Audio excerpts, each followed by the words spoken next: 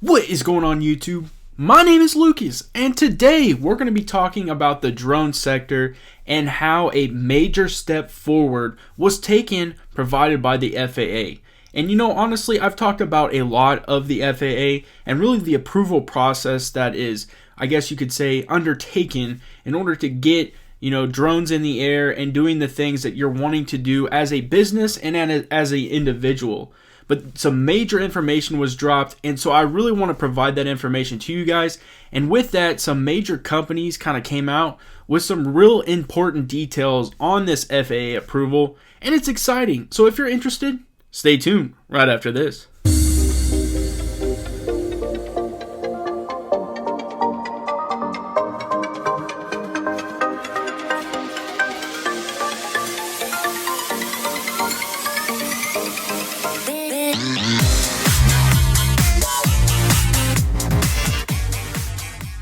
Before we start seeing drones in the sky, I said you guys smash that subscribe button, smash that like button, comment down below, and now it's time to get into the video. I have always said that the process of getting through the FAA, whether it is going for the 135 or even as an individual going after the 107, those are some strict processes. The 107 obviously is a little bit less strict because you're talking a massive business seeking the opportunity to fly drones.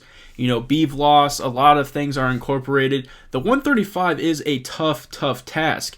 You're talking 400 flight hours and many other things that I'm sure I'm not even aware of.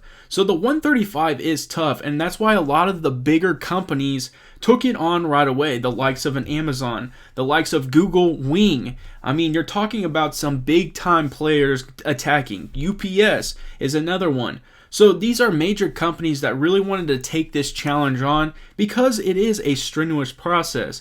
But now that the FAA is really starting to lighten up on some aspects, and we're going to talk about it in this article for sure, it's interesting to see, some of the tension being let off and a lot more acceptance being done. But there's also some expectations that are put in place, and we're going to dive into all that. I'm super pumped. I know many of you are, and a lot more companies are probably going to start coming out and start, introducing the drones to the entire, sector as a whole. I'm excited for this. It's going to be massive. So let's get into this thing.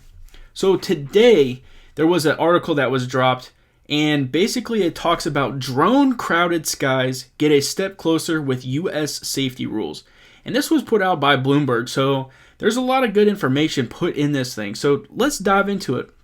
Commercial drone use for deliveries and services cleared a major hurdle in the U.S. with news allowing the devices to fly over populated areas for the first time and requirements for tracking them to address safety and security concerns. Now, I think that's absolutely amazing because that was a big concern, was flying over people. You're talking safety. Obviously that is the biggest thing. Every single time something is brought up about drones, safety is always talked about or discussed or implemented. So right there, big time. So continuing on, all but the smallest drones will have a radio signal with a digital license plate in a flight location under the new Federal Aviation Administration regulations. The agency said in a news release, details of the move were earlier reported by Bloomberg News. A separate new regulation creates a blueprint for protecting people and moving motor vehicles on the ground from errant drones and allows routine flights at night, the FAA said. So again, another massive step with the FAA saying, hey, flights at night are acceptable. That's pretty big because I think a lot of testing can be done. A lot of actual flights can be done where less people are going to be, at risk if something were to go awry. And so I like to see the fact that they are allowing the night flights. And, that does put a little bit of a challenge when it comes to flying a drone. I mean, flying it at night, I know exactly what it feels like to fly one during the day, so I can only imagine what it's like to fly one at night. Continuing on, the new rules make way for further integration of drones into our airspace by addressing safety and security concerns, FAA Administrator Steve Dickinson said in a release. They get us closer to the day when we will more routinely see drone operations such as delivery of packages.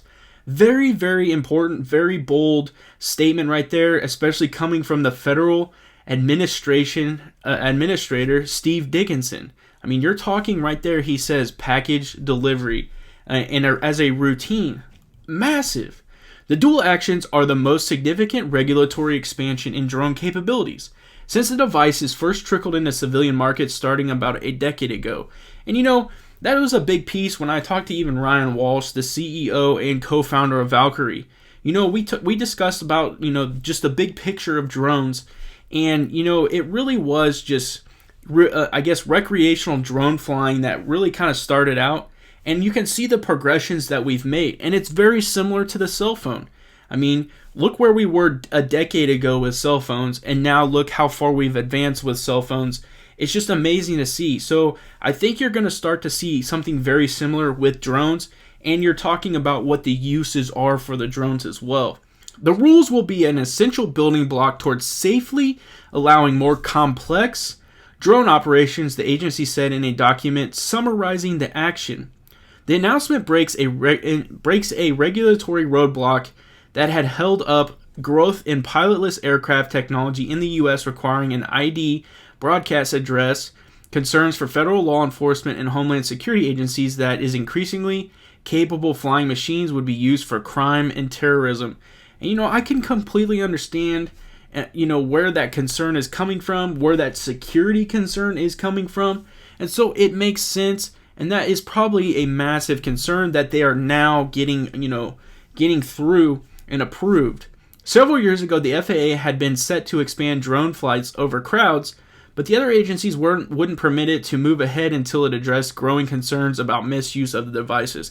Again, we completely understand that. It makes sense. You don't want things going rogue and injuring people and doing all kinds of damage. I mean, it makes sense. You want these things to be following an ordinance, following exactly the expectations, and so it's all there. Continuing on, because this article is definitely loaded with information, and really it's unveiling some details that are absolute massive in order for steps to be taken for drones to really be so prevalent that they're doing package delivery, that they're doing food deliveries, that they're doing medicine and all kinds of different types of deliveries. I mean, this is a massive step forward. So continuing on, it will still be years before swarms of drones operated by companies such as Amazon Prime Air, Wing, which is basically Alphabet or Google's sector of drones, and then the United Parcel Service Inc., which UPS actually has their own drone sector as well.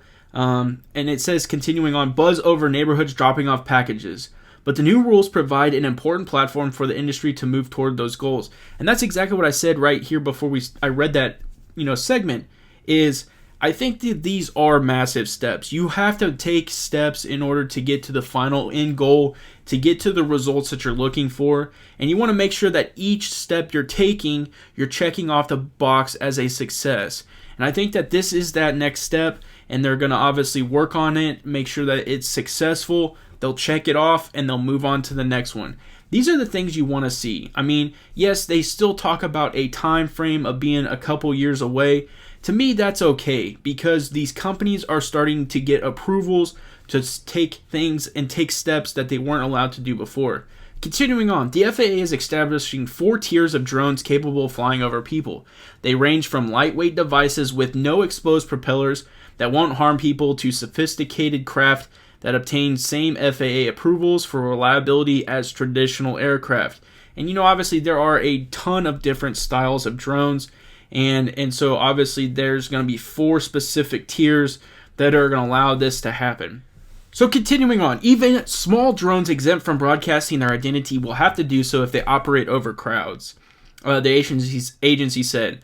The FAA will also require licensed drone pilots to pass a knowledge test on flying after dark. I could see that potentially being added. I think it depends on how you're approaching getting the license or approval from the FAA. If you're attacking it from the 107, I could see that potentially just being added to the test that you already are expected to pass and take. If it's something that you would be expected to do in the 135, I'm sure that you're going to have to prove it, like it said, in a knowledge form, but also the ability form. It's going to be interesting to see how that is actually incorporated into the FAA's approval process. A robust drone tracking system is needed to ensure the public accepts expanded commercial operations. UPS Flight Forward, which is UPS's drone sector, basically what they operate out of. The UPS Flight Forward is also where they actually tested the drone coming off the truck, which is what they conducted with Workhorse. It's actually very amazing to see, and if that's something that they actually continue to build upon, I could see it being massive for both companies. So continuing on, UPS Flight Forward said in comments on the proposal earlier this year, if illegal and unsafe operators cannot be identified and stopped, confidence in the system will be eroded and the voluntary compliance will be undermined, the company wrote. And I agree. I think the more trust, the more confidence you build in everyday, I guess you could say, civilian viewpoints, that's going to be more beneficial to the likes of any drone company or drone company that is looking to do package delivery. The more confidence, the more acceptability you have of drones flying, doing their things, it's going to be a lot better, especially if they're not going rogue, they're not doing damage. You show consistency of these things being successful. That's what you want to see. So it completely makes sense what UPS is saying right there. So continuing on, drones weighing more than 0.55 pounds must broadcast their identity on low power radio frequencies such as Wi-Fi or Bluetooth within 30 months of the rule's finalization. In the way, police or other authorities can monitor nearby drones. And so I did a video the other day that was talking about the 5G network. And, it was provided by T-Mobile. And you'll be able to see that right here. I think a lot of this will start to pertain to that as well. And you could start to see the connection with that. As far as this right here, you're looking for tracking identities, you're looking for being able to identify a drone, making sure that it's, doing what it's supposed to do. The expectations, like I said, safety is the number one concern. You want to make sure that drones are safe, they're performing the task in a very safe manner, and that is, like I said, what's going to create acceptability. Continuing on, civilian drones offered for sale in the U.S. must be equipped with such technology within 18 months. According to the summary, operators aren't permitted to take off without working ID beacon, and that is definitely new, and I think that is very important. As we are constantly driving through our cities, every vehicle should have some form of identification. For example, a license plate. We understand that a license plate should identify the person, the vehicle itself, but then it should represent who's driving it, who's doing everything like that. Is it registered? All that good information. It's going to be the same with a drone, I feel. Is this drone doing what it's supposed to do? Is it, in the manner at which it's tasked to do, I guess you could say? Is the owner, doing what they're supposed to do? Are they legally able to fly this drone? There's just going to be a lot of things that are going to come with that. The regulations also allow for existing drones to be retrofitted with such a system. So it does sound like this is going to be something that has to be added to prior drones. The rules doesn't require that the devices broadcast on a signal that can be transmitted by mobile phone systems to a national tracking network, a measure that was originally included in the proposal unveiled last year.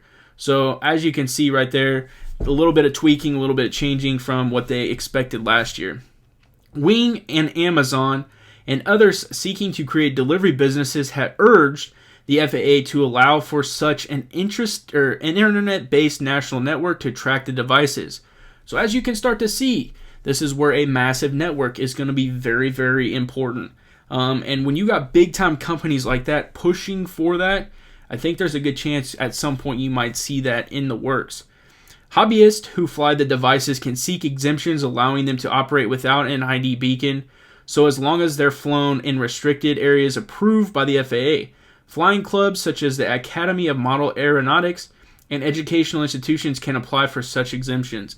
So right there, basically what they're saying is like Joe Schmo that is just going out to fly his typical drone doesn't necessarily have to apply or get this ID beacon or tag.